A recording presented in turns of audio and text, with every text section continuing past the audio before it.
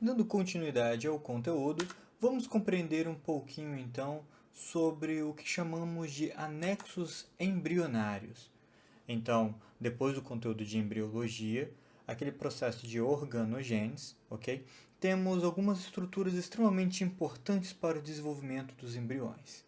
Bem, uma informação interessante é sobre o estresse, antes da gente começar o conteúdo. Olha que legal.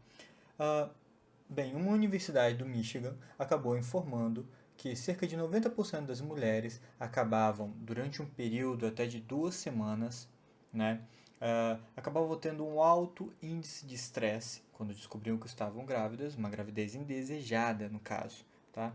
90% delas acabavam produzindo uma quantidade maior de um cortisol, tá? Um corticosteroide, da família dos esteroides, é claro, chamado de hidrocortisona. Dessa maneira, aconteciam abortos espontâneos. Isso era muito comum, né, compreender aí na natureza, mas nunca se tinha analisado em mamíferos Homo sapiens, ok? Essa pesquisa já tem uns 2 para 3 anos. Dando continuidade, vamos realmente então compreender o que são os anexos embrionários. Compreendam o seguinte: de uma certa maneira, o embrião ele é muito jovem, é algo imaturo, sem um desenvolvimento, ok? Então, ele necessita de alguma coisa que forneça a ele energia, ok? Forneça a ele nutrição, armazene as excretas tóxicas, evite impactos e auxilie nas trocas gasosas. Tudo bem? Então, temos aí o que chamamos de anexos, tá? Que vão auxiliar no processo de nutrição, nesse acúmulo de excretas, tá? No dessecamento, nas trocas gasosas, nos choques mecânicos, acumular resíduos tóxicos e assim por diante. Tudo bem? Então, de uma certa maneira, nesse desenvolvimento embrionário é necessário os anexos embrionários. Bem, professor, você poderia me mostrar alguns deles? Os que vocês vão ter que lembrar, dois são bem fáceis de compreender, mas vamos lá. São esses carinhas aqui. Quando formos de um ovo de galinha, são esses carinhas aqui. Vesícula vitelínica, tá? Ou saco vitelínico, âmnion, córion e alantoide. Eu gosto de lembrar da palavra vaca, né? Que aí você lembra vesícula vitelínica, âmnion, córion e alantoide. Tudo bem? Mas compreendam aí os anexos embrionários, sejam eles o saco vitelínico, âmnion, alatoide, córion e olha ali a placenta, ok? Só para vocês compreenderem. Temos alguns animais, peixes, anfíbios, répteis, aves, mamíferos ovíparos e mamíferos vivíparos, né, que somos nós. E aí tem aí um maisinho, um menusinho, só para você compreender. Observem que alguns animais, como o peixe, têm saco vitelínico, mas não apresentam âmnion, não apresentam alantoide, não apresentam cório, não apresentam placenta. Se a gente pegar as aves, por exemplo, os ovos mais bem desenvolvidos, saco vitelínico, âmnion, alatoide e córion, que eu disse anteriormente, porém não apresentam aí a placenta. Se eu pego aí mamíferos vivíparos, nós, apresenta ali saco vitelínico? Sim, porém atrofiado. Âmnion apresenta, alatoide apresenta, porém atrofiado. Córion apresenta e a placenta também.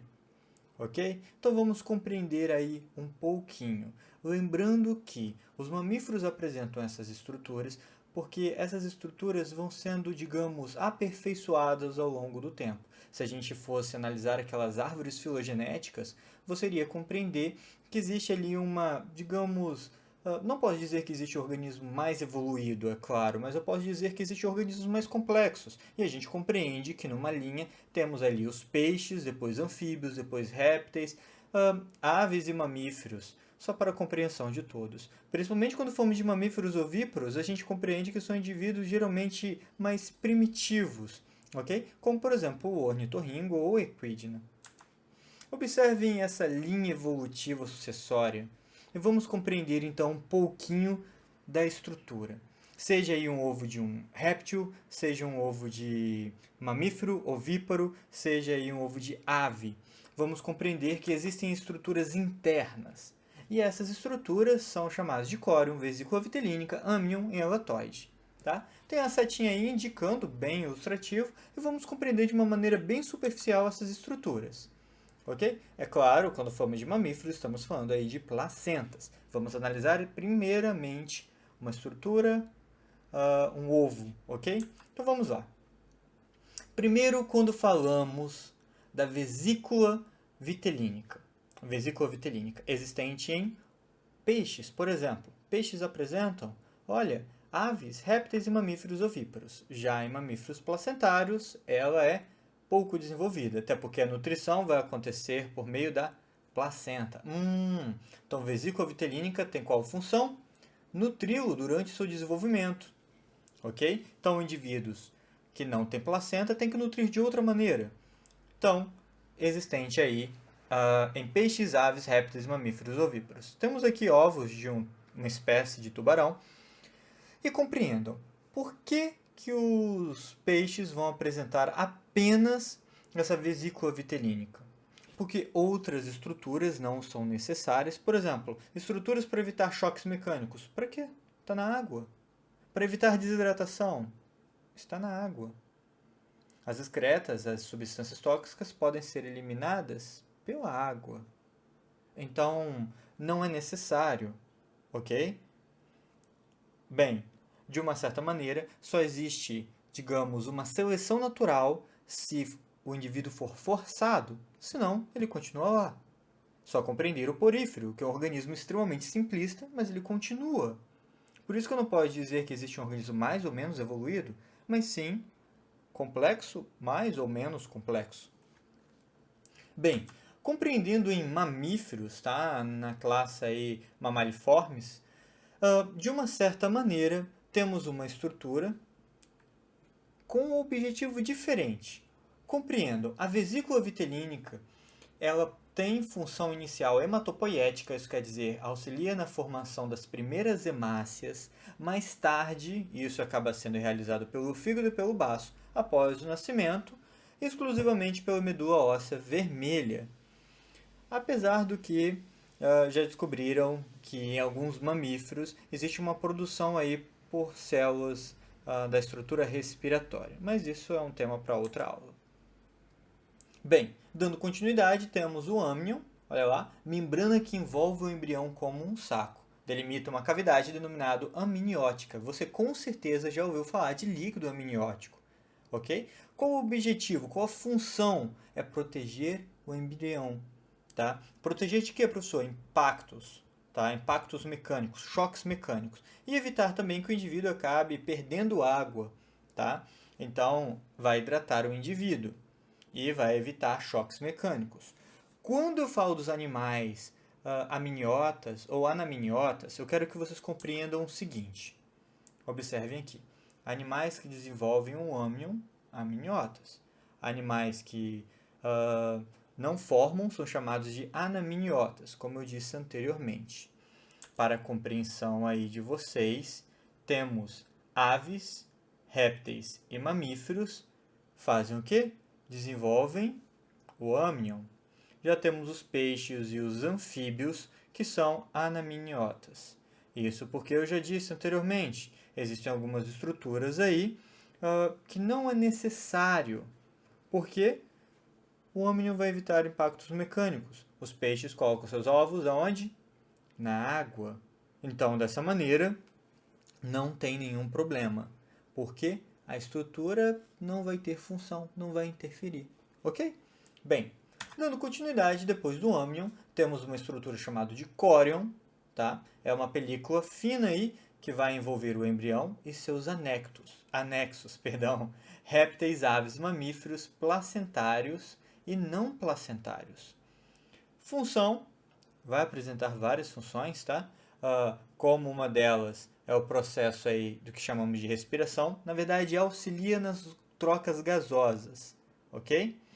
Isso quando formos de uma estrutura ovoide.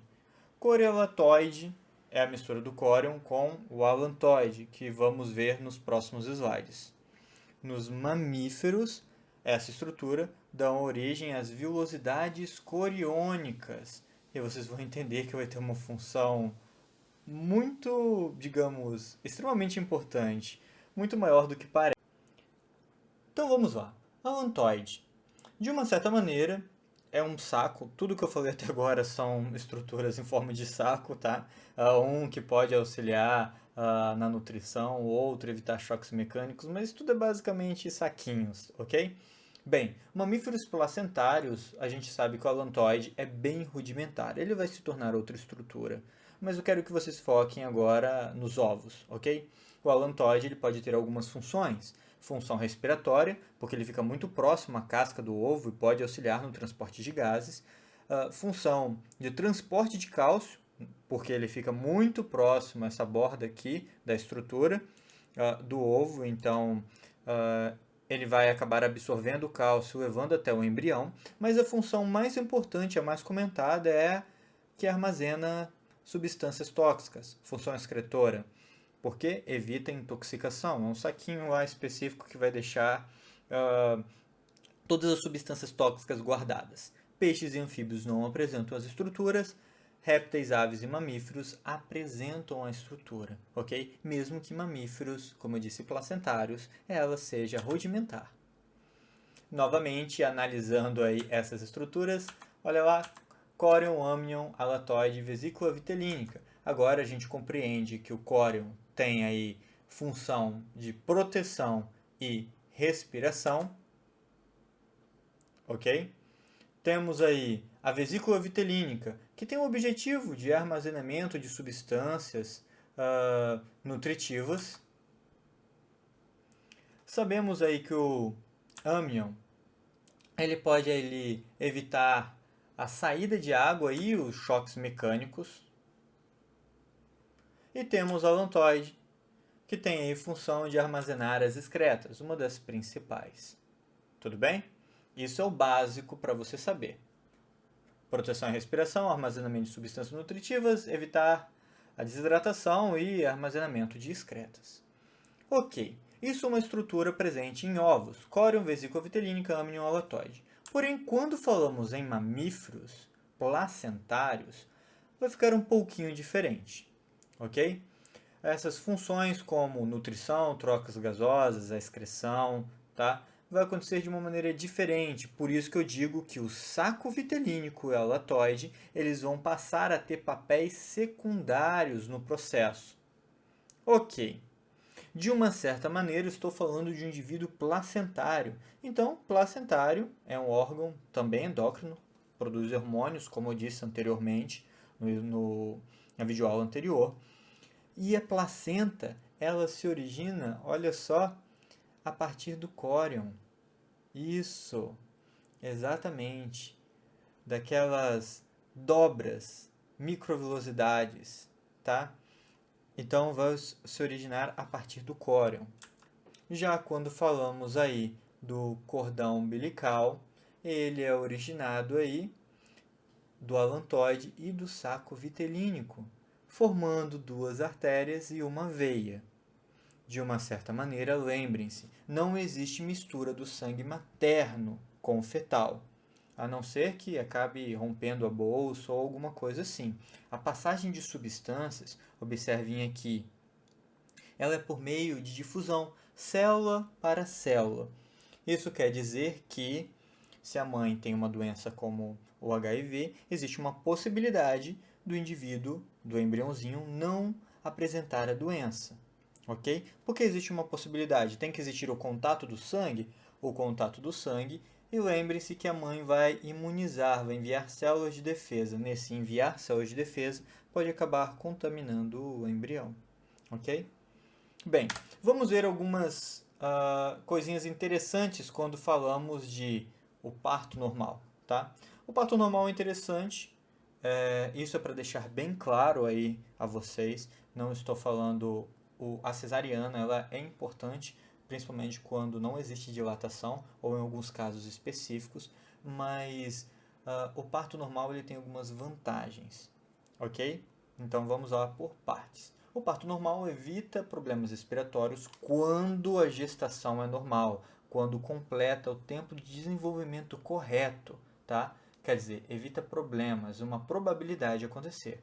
Aumenta a produção de leite, uma probabilidade, tá?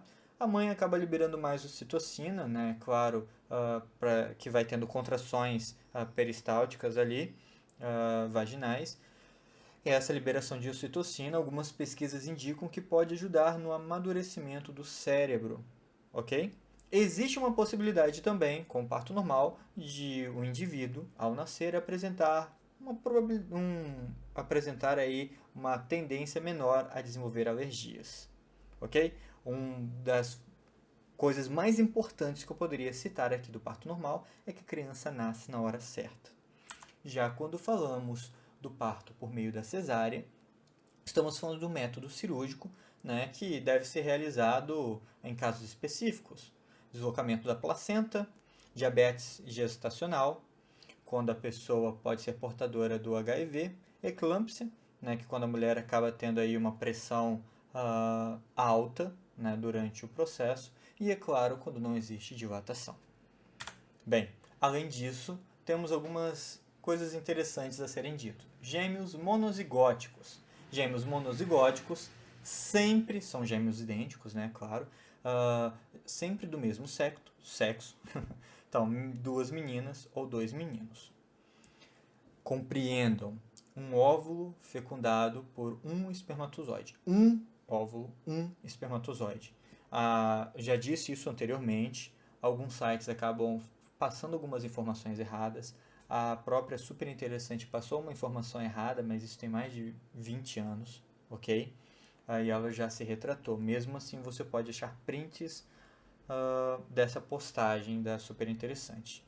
Compreendam que eles podem dividir a mesma placenta, mas isso aí tem algumas controvérsias. Então, só para vocês compreenderem, são gêmeos chamados de monozigóticos, gêmeos idênticos. Já existem os gêmeos dizigóticos, os gêmeos diferentes, que aí quero que vocês compreendam. Liberação de 2 ou mais óvulos. Vamos colocar 2. 2 óvulos, cada um fecundado por um espermatozoide. Então, são 2 óvulos e 2 espermatozoides. Eles são irmãos, nasceram na mesma época, mas eles não compartilham o mesmo código genético. Tá? A professora, não são dos mesmos pais? Compreendo que existem variações na produção aí das células reprodutoras. Já falamos isso anteriormente, até mesmo quando falamos aí do crossing over, ok? Então, quero que vocês compreendam isso daí. De uma certa maneira, quando eu falo dos gêmeos idênticos, eles apresentam as estruturas extremamente semelhantes. O código genético é o mesmo. O que acaba mudando é digital. Já esses daqui, eles já têm uma diferença. Por isso que eu acabei escrachando, colocando aí uma asiática e uma menina que talvez seja indiana da Índia mesmo. Ok. Bem, para terminar aí o conteúdo, falar brevemente dos gêmeos siameses, tá? Que o que acontece é que iria se formar 2 gêmeos monozigóticos, 2 gêmeos idênticos, porém a divisão não ocorreu de maneira correta. Então, após 12 dias de gestação, não aconteceu essa divisão e algumas estruturas acabaram ficando unidas. Muitas vezes existe a possibilidade de fazer a remoção, tá? Mas isso acaba sendo bem raro. Aqui no Brasil, se eu não me engano, isso acontece durante um ano, no máximo 1000 vezes, ok? Então, 1000 partos tem gêmeos siameses, ok?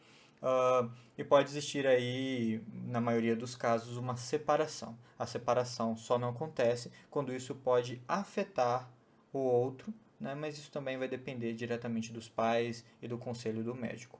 Bem, de uma certa maneira, a aula de hoje foi só tudo isso. Muito obrigado por sua atenção e tchau!